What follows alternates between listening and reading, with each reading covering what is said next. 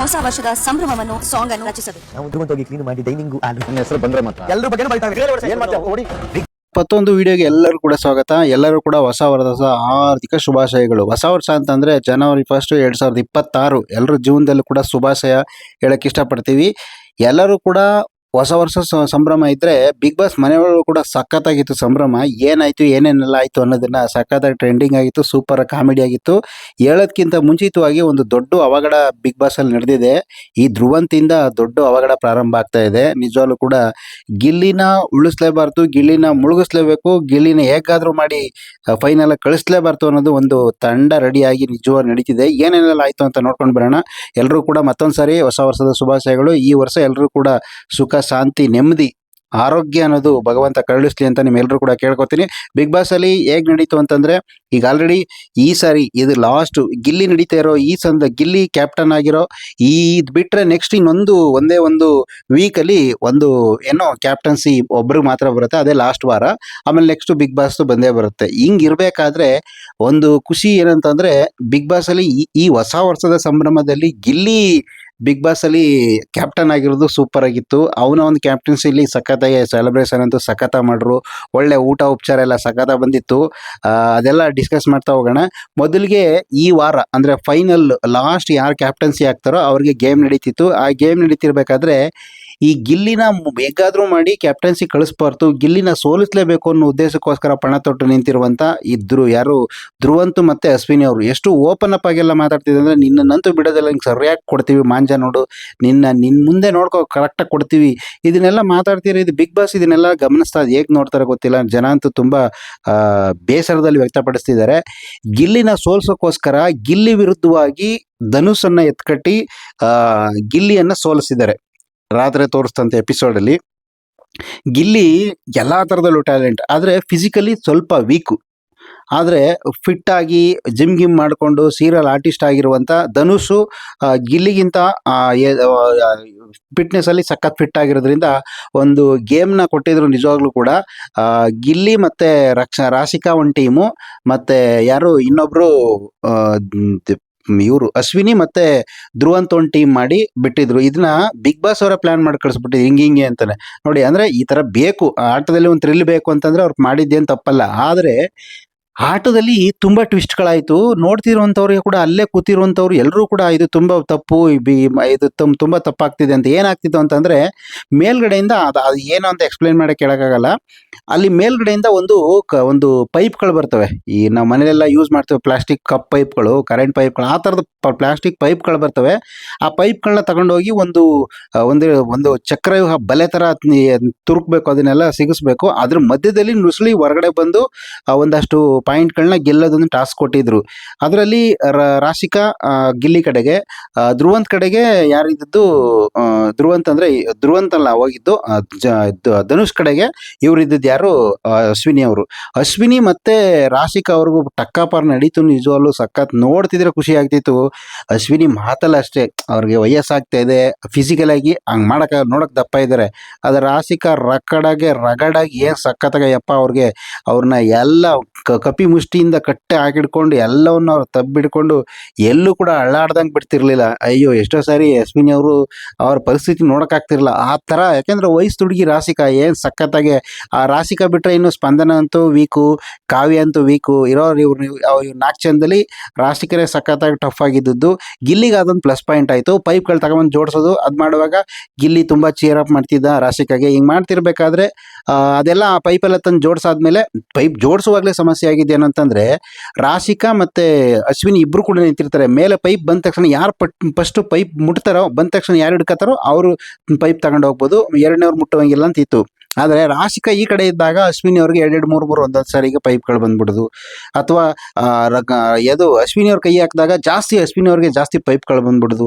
ಅದು ಯಾಕೋ ಒಂಥರ ತುಂಬ ಟ್ವಿಸ್ಟ್ ಆಗ್ತಾ ಇತ್ತು. ಅಶ್ವಿನಿ ಅವ್ರನ್ನ ಮತ್ತೆ ಧನುಷನ್ನ ಗೆಲ್ಲಿಸ್ಬೇಕು ಅಂತ ಏನೋ ಮಾಡ್ತಿದ್ರೆ ಏನೋ ಗೊತ್ತಿಲ್ಲ. ಯಾಕಂದ್ರೆ ರಾಶಿಕಾ ಸೈಡಲ್ಲಿ ಇದ್ದಾಗ ಬರ್ತಿರ್ಲಿಲ್ಲ, ಅಂದ್ರೆ ಗಿಲ್ಲಿ ಪರವಾಗಿ ರಾಶಿಕಾ ಆಡುವಾಗ ಇದು ಒಂದು ರೀತಿ ಏನೋ ಆಯ್ತು. ಒಟ್ಟಿನಲ್ಲಿ ಇಬ್ರು ಕೂಡ ಸಮವಾಗಿ ರಾಶಿಕಾ ಮತ್ತೆ ಅಶ್ವಿನಿ ಇಬ್ರು ಕೂಡ ಜೋಡಿಸಾದ್ಮೇಲೆ ಈ ಕಡೆ ಆ ಪೈಪ್ನ ಒಂದು ಬಲೆ ಒಳಗಡೆ ನುಗ್ಗಿ ಗಿಲ್ಲಿ ರಾಶಿಕಾ ಕಡೆಯಿಂದ ಮತ್ತೆ ಅಶ್ವಿನಿ ಕಡೆಯಿಂದ ಧನುಷ್ ಇಬ್ರು ಒಂದೇ ಸಾರಿಗೆ ನುಗ್ಗಿ ಆ ಪೈಪ್ ಎಡೆಯಲ್ಲಿ ನುಗ್ಕೊಂಡು ಬಂದು ಪೈಪ್ಗಳಲ್ಲಿ ತೆಗೆದ ಪೈಪ್ಗಳ ಮಧ್ಯದಲ್ಲಿ ನುಗ್ಗಿ ಒಂದ್ ಕಡೆಯಿಂದ ಒಂದ್ ಕಡೆಗೆ ಒಂದು ಪ್ಲೇಟ್ ತರ ಇರ್ತದೆ, ಅದನ್ನ ತಗೊಂಡೋಗಿ ಇಡಬೇಕು. ಅದು ಯಾರು ಬೇಗ ಇಡ್ತಾರೆ ಅವರು ಗೆದ್ದಂಗೆ ಅಂತ. ನಿಜವಾಗ್ಲೂ ಕೂಡ ಎಷ್ಟು ಟಫ್ ಆಗಿತ್ತು ಅಂತಂದ್ರೆ ಬಾಡಿ ಫಿಟ್ನೆಸ್ಸು ಜಿಮ್ ಬಾಡಿ ತರ ಇರುವಂತ ಧನುಷೆ ಫುಲ್ ಸುಸ್ತಾಗೋದ. ನಿಜವಾಗ್ಲೂ ಕೂಡ ಎಷ್ಟು ಒಂದ್ 4-5 ರೌಂಡ್ ಇತ್ತು ಅನ್ಸುತ್ತೆ. ನಮ್ಗೊಂದ್ 2-3 ರೌಂಡ್ ತೋರಿಸಿದ್ರು. ಅವ್ರು ಹೋಗೋದು ಬರೋದು ಓಡೋದು ಬರೋದು ನುಕ್ಕಿ ಒಂದ್ ರೀತಿ ಇಕ್ಕಟ್ಟಲ್ಲಿ ಒಂದ್ ರೀತಿ ಎಷ್ಟೋ ದೇವಸ್ಥಾನಗಳಿರ್ತವೆ ನೋಡಿ, ಒಂದ್ ರೀತಿ ಒಂಥರ ಕಲ್ಲು ಕ್ವಾರೆ ಗವಿ ಒಳಗಡೆ ನುಗ್ಗಿ ದೇಹನೇ ಹೋಗಲ್ಲ ಅಂತ ಜಾಗದಲ್ಲಿ ಹೋಗಿ ದರ್ಶನ ಮಾಡ್ಕೋಬತ್ತಲ್ಲ, ಆ ತರ ಪೈಪ್ಗಳನ್ನ ಮಧ್ಯದಲ್ಲಿ ಯಾವುದೇ ತೊಂದರೆ ಆಗ್ದಂಗೆ ಯಾವ್ರಿಗೂ ತಲೆಗೆ ತೊಂದರೆ ಆಗ್ದಂಗೆ ನುಗ್ಗಿ ಬರೋದು ಮಾಡೋದ್ರಲ್ಲಿ ಧನುಷ್ ಅಂತೂ ಸೋತು ಸುಣ್ಣಾಗಿ ನೀರಾಗೋದ. ಇನ್ನು ಗಿಲ್ಲಿ ಮಾತು ಕೇಳ್ಬೇಕಾ, ಗಿಲ್ಲಿನೂ ಕೂಡ ಅಷ್ಟೇ ಸೋತು ಸುಣ್ಣ ಆದ. ಆದ್ರೆ ಇಬ್ರು ಕೂಡ ಚೆನ್ನಾಗಿ ಫೈಟಿಂಗ್ ಮಾಡಿದ್ರು. ಕೊನೆ ಮೂಮೆಂಟ್ ಅಲ್ಲಿ ಧನುಷ್ ಗೆಲ್ಲೋದಕ್ಕೆ ಮೂಲ ಕಾರಣ ಧನುಷ್ ಶ್ರಮ ಇದೆ. ಅದಕ್ಕೆ ಅಶ್ವಿನಿ ಮತ್ತೆ ಧ್ರುವಂತು ಹೇಗಾದ್ರೂ ಮಾಡಿ ಗಿಲ್ಲಿನ ಸೋಲಿಸ್ಬೇಕು ಅಂತ ಹೇಳಿ ಮಾಡಿದ್ದು. ನಿಜವಾಗ್ಲೂ ಕೂಡ ಅದು ಆಟ. ಆದ್ರೆ ಗಿಲ್ಲಿ ಫಿಸಿಕಲಿ ಕೂಡ ಸ್ಟ್ರಾಂಗ್ ಇದ್ದಾನೆ, ಆಟ ಆಡ್ತಾನೆ ಅನ್ನೋದನ್ನ ನಿಜವಾಗ್ಲೂ ಕೂಡ ರಾತ್ರಿ ಕೂಡ ಪ್ರೂವ್ ಮಾಡ್ದ. ಅದು ತುಂಬಾ ಖುಷಿ ಆಯ್ತು. ಆದ್ರೆ ಇವರು ಧನುಷನ್ನ ಎತ್ಕಟ್ಟಿ ಗಿಲ್ಲಿನ ಸೋಲ್ಸ್ಬೇಕು ಅಂತ ಹೇಳಿ ಅಶ್ವಿನಿ ಅವರು ಮತ್ತೆ ಧ್ರುವಂತ್ ಅವರು ಏನ್ ಚೀರ್ ಅಪ್ ಮಾಡೋದು. ಆ ಧ್ರುವಂತ್ ಅಂತೂ ಮಾತಾಡ್ತಿದ್ ಮಾತುಗಳಿಗೆ ಹತ್ತು ಬಿಡ್ತಿದ್ದಿ ಅಂತವ್ರಿಗೆ ಆದ್ರೂ ಪಿತ್ತ ನತ್ತಿಗೆ ಇರ್ತಿತ್ತು. ಆದ್ರೆ ಗಿಲ್ಲಿ ಏನೋ ಮಾತಾಡ್ತಿರ್ಲಿಲ್ಲ. ಆದ್ರೆ ಗಿಲ್ಲಿ ಪರವಾಗಿ ಗಿಲ್ಲಿನ ಸಿಕ್ಕಾಬಟ್ಟೆ ಇಷ್ಟಪಡುವಂತ ರಕ್ಷಿತಾ ಅಂತೂ ಕೊಡ್ತಿದ್ಲು ಟಾಂಗ್ ಅಲ್ಲೆಲ್ಲ ಕರೆಕ್ಟ್ ಆಗಿ. ಸಖತ್ತಾಗಿ ಅವರಿಬ್ಬರು ಜಗಳ ಅಲ್ಲಲ್ಲೇ ಹತ್ಕತಾ ಇರ್ತಿತ್ತು. ಇನ್ನುಳಿದವರೆಲ್ಲರೂ ನೋಡ್ತಿದ್ರು. ಆದ್ರೆ ಕೆಲವರು ಗಿಲ್ಲಿಗೆ ಸಪೋರ್ಟ್ ಮಾಡೋರು, ಹೆಚ್ಚಾಗಿ ಆ ಕಡೆ ಧನುಷ್ಗೆ ಸಪೋರ್ಟ್ ಮಾಡೋರು. ಈ ಒಂದೊಂದು ಟೈಮಲ್ಲಿ ಕಾವ್ಯ ಹೆಂಗಾಗ್ಬಿಡ್ತಾಳೆ ಅಂತಂದ್ರೆ ಗಿಲ್ಲಿ ಆಡ್ತಿದ್ರು ಕೂಡ ಒಂದೊಂದು ಟೈಮಲ್ಲಿ ಎಷ್ಟೋ ಸರಿ ಧನುಷ್ಗೆ ಸಪೋರ್ಟ್ ಮಾಡ್ತಾಳೆ ಒಂದೊಂದು ಟೈಮ್. ಅದು ಬಹಳ ಬೇಜಾರಾಗುತ್ತೆ ಅಂತ ಎಷ್ಟೋ ಕಮೆಂಟ್ಗಳನ್ನ ನೋಡ್ತೀವಿ. ಆದ್ರೆ ಇದರೆಲ್ಲರ ನಡುವೆನೂ ಕೂಡ ಗಿಲ್ಲಿ ಸೋತ್ರು ಕೂಡ ಬೇಜಾರಾಗ್ಲಿಲ್ಲ, ಒಂಥರ ಸೈಲೆಂಟ್ ಆಗಿ ಬಂದ. ಅದಾದ್ಮೇಲೆ ಎಲ್ಲರೂ ಕೂಡ ಹೊಸ ವರ್ಷದ ಸಂಭ್ರಮ ಹೇಗೆ ನಾವೆಲ್ಲ ಆಚರಣೆ ಮಾಡೋದು ಅದೇ ರೀತಿ ಬಿಗ್ ಬಾಸ್ ಮನೆ ಒಳಗಡೆ ಪಾಪ 3 ತಿಂಗಳಿಂದ ಇದ್ದಾರೆ. ಅವ್ರಿಗೆ ಯಾವುದೇ ಸಂಪರ್ಕ ಇಲ್ಲದೆ ಇದ್ರು. ಅವ್ರಿಗೆ big boss celebration big boss ಮಾಡಲೇಬೇಕಲ್ಲ. ಏನೇನೋ ಬರ್ತ್ಡೇ ಸೆಲೆಬ್ರೇಷನ್ಗಳಾಗಿರ್ಬೋದು, ಆನಿವರ್ಸರಿಗಳಾಗಿರ್ಬೋದು, ಏನೇನೋ ಮಾಡಿದ್ದಾರೆ. ಹಂಗಾಗಿ ಬಿಗ್ ಬಾಸ್ ಅಲ್ಲಿ ಯಾವುದು ಹೊಸ ವರ್ಷದ ಸೆಲೆಬ್ರೇಷನ್ ಏನೇನಿತ್ತು ಅಂತಂದ್ರೆ ಗಿಲ್ಲಿ ನಟ ಈಗ ಆಲ್ರೆಡಿ ಕ್ಯಾಪ್ಟನ್ ಆಗಿದ್ದಾನೆ. ಕ್ಯಾಪ್ಟನ್ ಆಗಿದ್ದಕ್ಕೆ ನಿಮ್ಗೆಲ್ಲರೂ ಕೂಡ ಹೊಸ ವರ್ಷ ಶುಭಾಶಯಗಳು, ನಿಮ್ಗೆಲ್ಲರೂ ಕೂಡ ಸಂಭ್ರಮ ಇರುತ್ತೆ ಅಂತೇಳಿ 2 ಒಂದು ಗೇಮ್ಗಳನ್ನ ಮಾಡಿರೋ ಸಖತ್ತಾಗಿತ್ತು ವೀಕ್ಷಕರೇ. ನೋಡೋದಕ್ಕಂತೂ ಸಖತ್ತ ಮಜವಾಗಿತ್ತು. ಒಂದೇನು ಅಂತಂದ್ರೆ ಗಿಲ್ಲಿಗೆ ಕ್ಯಾಪ್ಟನ್ ಆಗಿರುವಂತ ಗಿಲ್ಲಿಗೆ ಮನೆಯಲ್ಲಿರೋ ಎಲ್ಲಾ ಕಂಟೆಸ್ಟೆಂಟ್ನು ಕೂರ್ತು ಒಂದು ಹೊಸ ವರ್ಷದ ಬಗ್ಗೆ ಒಂದು ಹಾಡು ಬರಿಬೇಕು ಅಂತ ಒಂದು ಕಾನ್ಸೆಪ್ಟ್ ಕೊಟ್ಟರು. ಅದನ್ನ ಗಿಲ್ಲಿಗೆ ಹೇಳಿದ್ರು. ಗಿಲ್ಲಿಗೆ ಹಾಡು ಬರಿಕೆ ಒಂದಿತ್ತು. ಇನ್ನೊಂದು ಗೇಮ್ ಏನಿತ್ತು ಅಂತಂದ್ರೆ, ಇನ್ನೊಂದು ಮುಖ್ಯವಾಗಿದ್ದು ಏನಿತ್ತು ಅಂತಂದ್ರೆ, ಗಂಡು ಮಕ್ಳೆಲ್ಲರೂ ಕೂಡ ಕ್ಯಾಟ್ ವಾಕ್ ಮಾಡಬೇಕು. ಹೆಣ್ಮಕ್ಳ ತರ ಅದು ಹೆಣ್ಮಕ್ಳು ಸ್ಲಿಪ್ಪರ್ ಹಾಕೊಂಡು ಕ್ಯಾಟ್ ವಾಕ್ ಮಾಡಬೇಕು. ಯಾರ್ಯಾರ್ದು ಹೆಂಗಿತ್ತು ಅಂತ ಅದು ಮಾತಾಡೋಣ. ಮೊದಲಿಗೆ ಹಾಡು ಬರೆಯೋ ವಿಚಾರದಲ್ಲಿ ಹತ್ತಿತು ನೋಡಿ ಜಗಳ. ಯಪ್ಪ, ನಿಜವಾಗ್ಲೂ ಕೂಡ ಏನು ಗಿಲ್ಲಿನ ಒಡೆದೇ ಸಾಯಿಸ್ಬಿಡ್ತಾನೇನೋ ಇದ್ರು ಅಂತ ಅನ್ನುವಷ್ಟು ರೋಷಾವೇಶ ತೋರಿಸ್ತಿದ್ದ. ಒಟ್ಟಿನಲ್ಲಿ ಈ ಗಿಲ್ಲಿ ಫೈನಲ್ ಹೋಗ್ಬಾರ್ದು ಅನ್ನೋದು ಈ ಗಿಲ್ಲಿ ಈ ಧ್ರುವಂತು ಮತ್ತೆ ಈ ಅಶ್ವಿನಿ ಅವ್ರದ್ದು ಟಾರ್ಗೆಟ್ ಎಲ್ಲಿವರೆಗೂ ಹೋಗ್ತಿದೆ ಅಂತಂದ್ರೆ ತುಂಬಾ ತೀರಕ್ಕೆ ಹೋಗ್ತಿದೆ. ನಿಜವಾಗ್ಲೂ ಅಲ್ಲಿ ಇರೋರಿಗಿಂತ ನೋಡ್ತಿರೋರಿಗೆ ಸಿಕ್ಕಾಬಟ್ಟೆ ಸಿಟ್ಟು ಬರ್ತಿದೆ.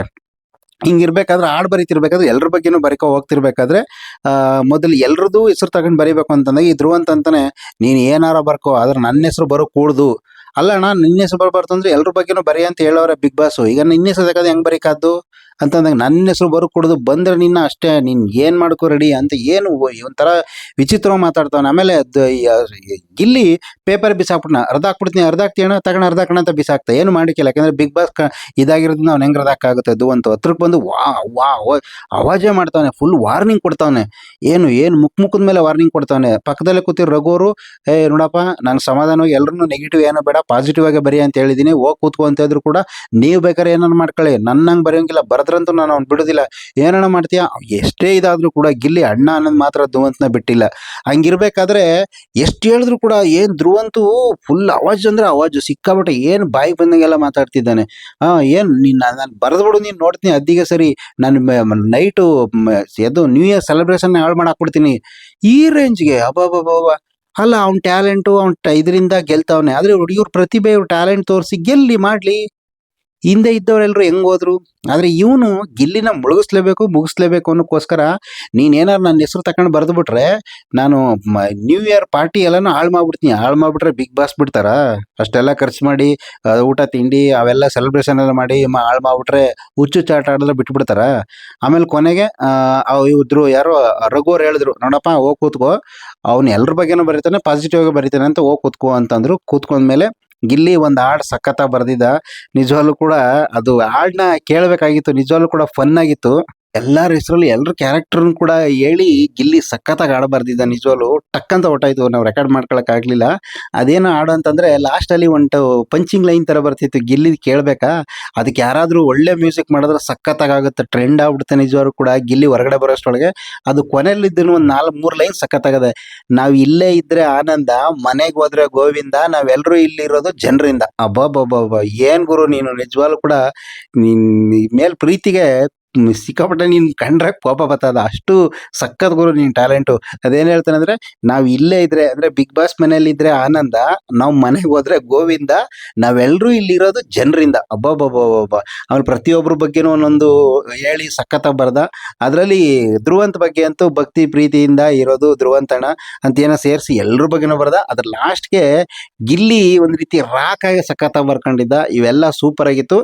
ಆಮೇಲೆ ಇದು ಅದೇನಂತಂದ್ರೆ ಹೊಸ ವರ್ಷದ ಪ್ರಯುಕ್ತವಾಗಿ ಎಲ್ಲಾ ಗಂಡು ಮಕ್ಕಳು 4 ಜನ ಯಾರಿದ್ದಾರೋ, ಗಿಲ್ಲಿ, ಧ್ರುವಂತು, ಧನುಷ್ ಮತ್ತೆ ರಘು ಅವರು, ಇವರೆಲ್ಲರೂ ಕೂಡ ಕ್ಯಾಟ್ ವಾಕ್ನ ಹೆಣ್ಮಕ್ಳು ಚಪ್ಪಲಿ ಚಪ್ಪಲಿ ಹಾಕೊಂಡು ಮಾಡ್ಬೇಕು ಅಂತ ಒಂದು ಕೊಟ್ಟಿರು. ಅದ್ರಲ್ಲಿ ಮೊದಲಿಗೆ ರಘು ಅವರು ಬಂದ್ರು. ಪಾಪ ಅವ್ರು ಹೆಂಗೆ ನಿಂತ್ಕೊಂಡ್ರು, ಏನೇ ನಿಂತ್ಕೊಂಡ್ರು, ಅವರು ಜಿಮ್ಮರ್ ಫುಲ್ಲು ಬಾಡಿ ಫಿಟ್ನೆಸ್, ಅವ್ರು ಚೇಂಜ್ ಮಾಡೋಕ್ಕಾಗಲ್ಲ ಆ ತರ ಬಂದ್ರು. ಇನ್ನು ಇವರು ಯಾರು ಧನುಷ್ ಬಂದ. ಪಾಪ ಧನುಷ್ ಕೂಡ ಅಷ್ಟೇನು ಹೆಣ್ಮಕ್ಳ ತರ ಕಾಣಿಸ್ತಿಲ್ಲ. ಆದ್ರೆ 3ನೇವ್ರು ಬಂದ್ರು ನೋಡಿ, ನಮ್ಮ ಕಿಂಗು ಧ್ರುವಂತ್ ಅಂತೂ ಪಕ್ಕ ಹೆಣ್ಮಕ್ಳ ತರನೇ ಸಖತ್ತಾಗಿ ನಡ್ಕೊ ಬಂದ. ಎಲ್ರು ಬಿದ್ದು ನಗ್ತಿದ್ರು. ಆಮೇಲೆ ಅದಾದ್ಮೇಲೆ ಗಿಲ್ಲಿ ಬಂದ, ವೈಲ್ಡ್ ಕಾರ್ಡ್ ಎಂಟ್ರಿ ತರ ಸಖತ್ತಾಗೆ ಒಂದ್ ರೀತಿ ಹೆಣ್ಮಕ್ಳದೆಲ್ಲ ಪೋಸ್ ಕೊಟ್ಟು ಚೆನ್ನಾಗೆಲ್ಲ ಮಾಡ್ದ. ಇಷ್ಟೆಲ್ಲ ನಡೀತು. ಆಮೇಲೆ ಜೊತೆಗೆ ಎಲ್ರು ಕೂಡ ಊಟ ಏನ್ ಬಂದಿರ್ಬೋದು ಅಂತ ಹೋದ ತಕ್ಷಣ ಕ್ಯಾಪ್ಟನ್ ಮನೆ ಒಳಗಡೆ ಹೋಗಿ ನೋಡ್ಬೇಕಲ್ಲ, ಹೋಗಿ ನೋಡಿದ ತಕ್ಷಣ ಏನ್ ಗಿಲ್ಲಿ ಒಳಗಡೆ ಊಟ ಬಂದಿದ್ದು, ಊಟ ಬಂದಿದೆ ಬನ್ನಿ ಫಸ್ಟ್ ಹೋಗಿ ವೆಜ್ ನೋಡ್ದ, ಬರೀ ವೆಜ್ ಬಂದದೆ, ಮಾಂಸ ಗಿಂಸ ಏನು ಬಂದಿಲ್ವಾ, ಮಂಡ್ಯ ಭಾಷೆಲ್ಲೇ ಮಾತಾಡಿಸ್ಕೊಂಡು ಮಾಡ್ದ. ಆಮೇಲೆ ಹಿಂದಗಡೆ ರೋವಲ್ಗೆ ಇಟ್ಟಿದ್ರು, ಏನು ಮಟನ್ ಸಿಕ್ಕ ತಕ್ಷಣ ಮಟನ್ ಬಾಕ್ಸ್ನೇ ಎತ್ಕೊ ಓಡ್ಬಿಟ್ಟ. ಬನ್ರಿ ಊಟ ಬಂದಿದೆ, ಎಲ್ರು ಬನ್ರಿ ಬನ್ನಿ ಎಲ್ರು ಎತ್ಕೊ ಬನ್ನಿ ಅಂತ. ನೋಡಿ ಗಿಲ್ಲಿ ಒಂದ್ ಗುಣ ಏನಂತಂದ್ರೆ, ಅವನೊಬ್ನೇ ತಿನ್ಬೇಕು, ಅವನೊಬ್ನೇ ಮಾಡ್ಬೇಕು ಅನ್ನೋದು ಏನಿಲ್ಲ. ಅವ್ನ್ ಕದಿಬೋದು. ಪಾಪ ಹಳ್ಳಿ ಹುಡುಗ, ಆ ಊಟ ಅವೆಲ್ಲ ತುಂಬಾ ಕಷ್ಟದಿಂದ ಓದುವಂತವ್ರು. ಅದ್ರ ಇದ್ಕೊಂಡು ತಿನ್ಬೋದು, ಒಂದು ಕಾಮಿಡಿಗೋಸ್ಕರ ತಿನ್ಬೋದು, ಮತ್ತೆ ಹಸುವಾದಾಗ ತಡ್ಕೊಳಕ್ ಆಗ್ದೇನೆ ತಿನ್ಬೋದು. ಅವ್ನು ತಿನ್ನೋಕ್ಕೋಸ್ಕರನೇ ಹುಟ್ಟಿರ್ನು ಅಂತ ಯಾರು ಕೂಡ ಕಮೆಂಟ್ ಮಾಡ್ಬೇಡಿ. ಹಂಗ್ ಹುಟ್ಟಿದ್ದೀರಾ, ಅವ್ನು ಹೆಂಗೆಂಗೋ ದೈತ್ಯಕಾರವಾಗಿ ಇರ್ಬೋದಾಗಿತ್ತು. ಆದ್ರೆ ಅವ್ನಿಗೊಂದು ಏನೋ ಅದೊಂದು ಎಂಟರ್ಟೈನ್ಮೆಂಟ್ ತರ ಮಾಡ್ತಾನೆ. ಹೊರಗಡೆ ಎಲ್ಲರೂ ಕೂಡ ವೆಜ್ ನಾನ್ ವೆಜ್ ಎರಡೂ ಬಂದಿತ್ತು. ಎಲ್ಲರೂ ಊಟ ಸಖತ್ತಾಗಿ ಮಾಡಿ ಫನ್ ಮಾಡಿದ್ರು. ಇಷ್ಟ ಆಗಿತ್ತು. ಇವತ್ತಿನ ಇದರಲ್ಲಿ ಧ್ರುವಂತು ಅತಿಯಾದ ಓವರ್ ಆಟಿಟ್ಯೂಡ್ ಆಯ್ತು. ನ್ಯೂ ಇಯರ್ ಸೆಲೆಬ್ರೇಷನ್ ಚೆನ್ನಾಗಿ ಮಾಡಿದ್ರು. ಮತ್ತೆ ಮಲ್ಲೇಶ್ವರಂ ಯಾವ್ದು ಬಟ್ಟೆ ಶೋರೂಮ್ ಬಂತಲ್ಲಪ್ಪ, ಅವ್ರ ಕಡೆಯಿಂದ ಎಲ್ಲರೂ ಕೂಡ ಹೊಸ ಬಟ್ಟೆಗಳನ್ನ ಕೊಡ್ಸಿದ್ರು. ಅದನ್ನೆಲ್ಲ ಖುಷಿಯಾಗಿ ಪಟ್ಟು ಅದ್ರ ಬಗ್ಗೆ ಎಲ್ಲ ಎಕ್ಸ್ಪ್ಲೈನ್ ಮಾಡಿದ್ರು.